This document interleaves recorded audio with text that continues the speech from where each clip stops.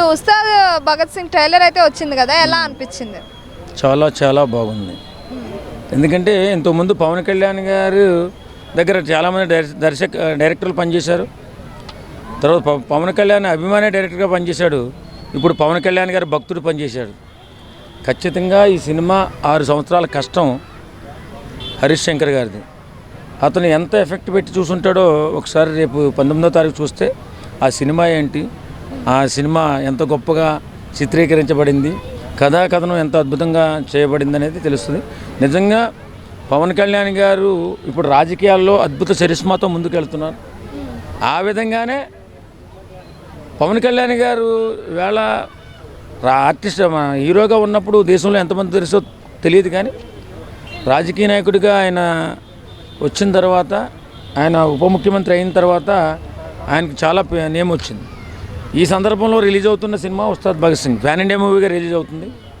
ఓ pan India director Harish Shankar గారు త్వరలో మంచి సినిమాలు చేయడానికి ఆయనకి అవకాశం కూడా ఈ సినిమా ద్వారా కలుగుతుందేమో అన్నంత గొప్పగా ఈ సినిమా ఉండబోతుందని చెప్పి నమ్ముతున్నాం మేము అభిమానులుగా. సో ఆ ట్రైలర్లో చూసుకున్నట్టయితే బీజిఎం కానీ లేదంటే ఆ డైలాగ్స్ కానీ మీకు ఎలా అనిపించాయి? చాలా బాగా అనిపించింది. నువ్వు ముందు విన్నది భగత్ సింగ్, ఇప్పుడు ఆ డైలాగ్ చాలా అద్భుతంగా ఉంది. ఎందుకంటే దాని మీద ట్రోలింగ్స్ కూడా చాలా గట్టిగానే వస్తున్నాయి, వస్తే రాని. కానీ ఏదేమైనా సినిమా పవన్ కళ్యాణ్ గారి సినిమా అంటే ఓ పండగ రోజు మాకు అంటే అభిమానులుగా మాకు ఓ పండగ రోజు. ఈవేళ ఈ ఆడియో ఫంక్షన్ కూడా జరుగుతుంది, ఫ్రీ రిలీజ్ ఈవెంట్ అనుకుంటా. చాలా చాలా బాగుంది. ఖచ్చితంగా ఈ సినిమా ఓ సెన్సేషనల్ మూవీగా హరీష్ శంకర్ సినీ జీవితంలో మంచి సినిమాగా నిలబడిపోతుంది అని చెప్పి అందరూ అనుకుంటున్నారు. ఖచ్చితంగా అలా నిలబడుతుంది కూడా. పడే అవకాశం ఉందా సార్? ఆంధ్రాలో అవకాశం ఉంది, మరి ఇక్కడ మరి హైకోర్టు ఏదన్నా అవకాశం ఇస్తుందేమో. టికెట్లు పెంచుకునే అవకాశం కూడా ఇంకా రాలేదు, ఒకవేళ వస్తుందేమో నాకు తెలిసి. ఖచ్చితంగా బెనిఫిట్స్ ఉంటుందండి, ఉండకుండా ఏముండదు. కాకపోతే టికెట్ రేట్ అనేది ఎంత పెంచుతారు, ఎంత అవకాశం ఇస్తారు, ఎంత వెసులుబాటు ఇస్తారు అనేది ఇంకా పూర్తిగా తెలియదు. ఎందుకంటే సినిమా ఇండస్ట్రీకి బాగా సహకారం చేస్తామని చెప్పేసి మన ముఖ్యమంత్రి గారు చెప్తున్నారు. కాబట్టి సినిమా ఇప్పుడున్న పరిస్థితుల్లో సినిమా రిలీజ్ అయిన 3వ రోజు కొన్ని ఛానల్స్లో కొన్ని అక్రమ వెబ్సైట్లో రిలీజ్ చేసేసుకుంటున్నారు. కాబట్టి వెసులుబాటు కల్పించి ఏదైనా పెంచుకునే అవకాశం కల్పిస్తారేమో అనుకుంటున్నాం మేము. పెంచాలి కూడా, ఖచ్చితంగా పెంచుతారని చెప్పి ఆశపడుతున్నాం. కాబట్టి ఈ సినిమా మాత్రం ఒక సెన్సేషనల్ మూవీగా రిలీజ్ అయ్యి ఒక అద్భుత విజయాన్ని సాధించాలని మనస్ఫూర్తిగా కోరుకుంటున్నాం. ఇంత అని చెప్పలేను, కానీ ఎంతైనా కలెక్ట్ చేయొచ్చు. పవన్ కళ్యాణ్ సినిమా ఖచ్చితంగా దాటి వెళ్తుందని అనుకుంటున్నారు. ఎందుకంటే సినిమా అంత గొప్పగా బాగుందని చెప్తున్నారండి. ల్యాబ్ రిపోర్ట్ కూడా మా దగ్గరికి వస్తుంది కాబట్టి, నేను కూడా సినిమా వాడిని కాబట్టి. సినిమా మాత్రం చాలా చాలా అద్భుతంగా ఉంది. సినిమా ఒక సెన్సేషనల్ సినిమాగా నిలవబోతుంది. మన డైరెక్టర్ హరీష్ శంకర్ గారి సినీ జీవితంలో మంచి సినిమాగా నిలవబోతుంది. అంటే పెద్ద హీరోలకు సినిమాలకు టికెట్లు ఎంతవరకు కరెక్ట్?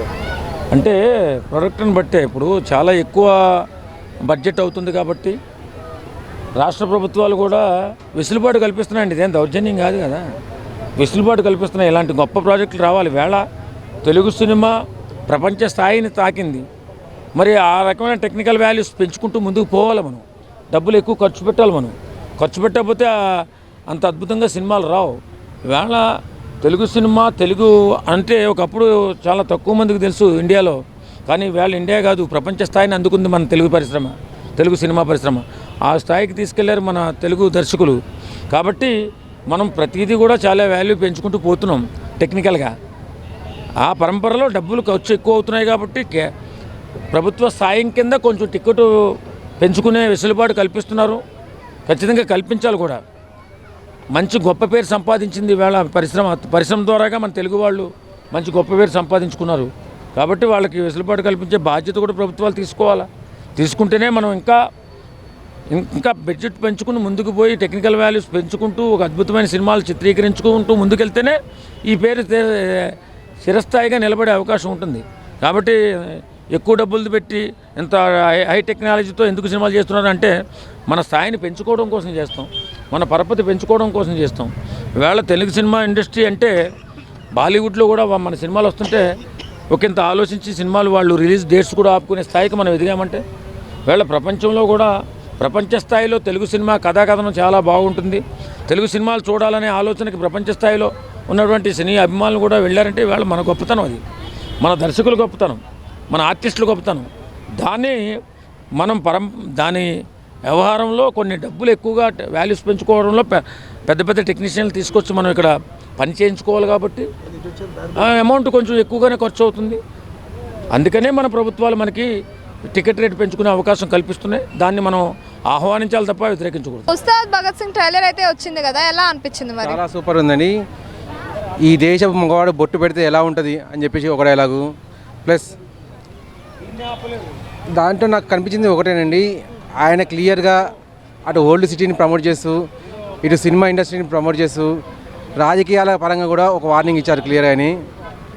ఏదున్నా కూడా హిందూయిజం మీదకి వస్తే, హిందూ జోలికి వస్తే మీకు కావాల్సింది, మీకు కనపడాల్సింది కనపడుతుంది అని చెప్పేసి క్లియర్గా సినిమాలో చెప్పడం జరిగింది. ప్లస్ ఈసారి బద్దలు కొట్టడం ఖాయం అని చెప్పేసి సినిమాలోనే ఆయన క్లియర్ చెప్పారు, రికార్డ్ అనేది బద్దలు అవుతాయి ఇది అది అనేది. ఈరోజు జరుగుతున్న మీటింగ్లో కూడా మనకు క్లియర్గా అర్థమవుతుంది. ఇప్పుడే నేను ఆ మీటింగ్ దగ్గర నుంచి వస్తున్నాను, ఆల్రెడీ 5 to 7:30 లోపల స్టార్ట్ అవుతుందని చెప్పేసి అన్నారు. ఇంతవరకు ఎవరు లోపలికి పోనివ్వట్లేదు, రోడ్లన్నీ ఫుల్ జామ్తో ఉన్నాయి అన్నట్టు. ఈ ట్రైలర్ ప్రభావం అనేది అక్కడ కూడా మనకు క్లియర్గా కనపడుతుంది. అభిమానం అనేది పవన్ కళ్యాణ్ గారి మీద ఎలా ఉందంటే, అక్కడికి వచ్చిన వాళ్ళలో ఓన్లీ 10% వాళ్ళకే పాసులు అనేది అవైలబుల్ ఉన్నాయి, దాదాపు 90% వారు పాసులు లేక మళ్ళీ వెళ్ళిపోతున్నారు. అభిమానం అనేది అలా ఉంటుంది అన్నట్టు. ఒక వ్యక్తి అనేది తను అభిమానాన్ని చొరగొని ఉన్నాడు, ఆల్రెడీ చొరగొనేసి సినిమాలో గెలుపొంది ఇప్పుడు రాజకీయాలకు వెళ్తున్నాడు. ఆల్రెడీ రాజకీయాల్లో కూడా నిరూపించుకున్నాడు ఆయన, నేను రాజకీయాల్లో ఈ స్టేజ్లో ఉన్నానని చెప్పేసి. ఆ స్టేజ్లో కూడా ఉండి ఆయనే అనుకోగా ఉంటున్నాడు, నేను చేయాలనుకుంటే ఏదైనా చేయొచ్చు, బద్దలు కొట్టాలనుకుంటే ఏదైనా బద్దలు కొట్టవచ్చు అని చెప్పేసి సినిమాలో క్లియర్గా డైలాగ్ కూడా చెప్తున్నాడు ఆయన. చాలా సూపర్గా ఉందండి సినిమా. ఫస్ట్ డే నాడే అన్ని కలెక్షన్స్ అనేది రికార్డులు బద్దలు కొడుతుంది, అదైతే గ్యారంటీ. అంటే ఇప్పుడు ఏమంటారు, ఆ ఈవెంట్ జరగనివ్వము పవన్ కళ్యాణ్ మీద చాలా ట్రోలింగ్స్ అయితే వచ్చాయి కదా, సో అలాంటి ఇంత సక్సెస్ఫుల్గా ఈవెంట్ జరగడం అనేది ఎలా అనిపిస్తుంది? ఈవెంట్ జరగనివ్వము అని ఎవరైతే అంటారో వాళ్ళు తమ పబ్లిసిటీ కోసం అనుకుంటారండి. అది వాళ్ళు కూడా క్లియర్గా తెలుసు, పవన్ కళ్యాణ్ ఆపడానికి ఇక్కడ ఎవరు లేరని చెప్పి.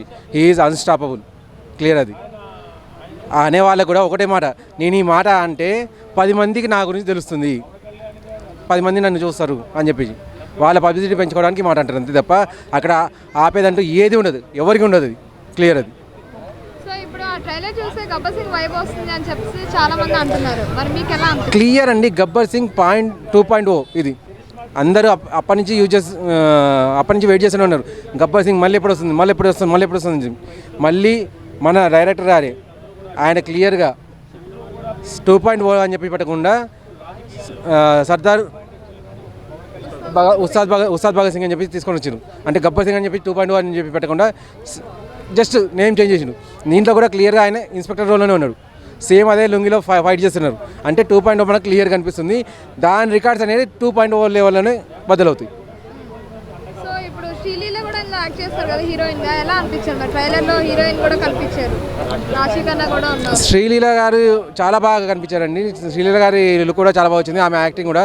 ఈవెన్ శ్రీలీల గారి మీద ఒక డైలాగ్ కూడా ఉన్నది పవన్ కళ్యాణ్ గారు చెప్పింది. కాకపోతే నాకు అక్కడ రాశి ఖన్నా గారిదే కాస్త హీరోయిన్ కాకుండా ఏజ్ అయిపోయినట్టుగా కనిపించింది, బెటర్ అనిపించింది. నాకు అది అనిపించింది, చెప్పాలనవద్దా అని చెప్పి ఆగిపోయినాను అనేది. ఆమె ఉండకుండా వేరే వాళ్ళు ఉంటే బెటర్ ఏమో, ఎందుకంటే ఆమె కాస్త ఓల్డ్, ఆమె ఫేస్లో క్లియర్గా కనిపిస్తుంది, పెద్ద ఆమెలాగా కనిపిస్తుంది. అఫ్కోర్స్ బాడీ అయితే ఆమె స్లిమ్గానే మెయింటైన్ చేస్తుంది, ఫేస్లో ఆ ముసలితనం ఏర్పడుతుంది.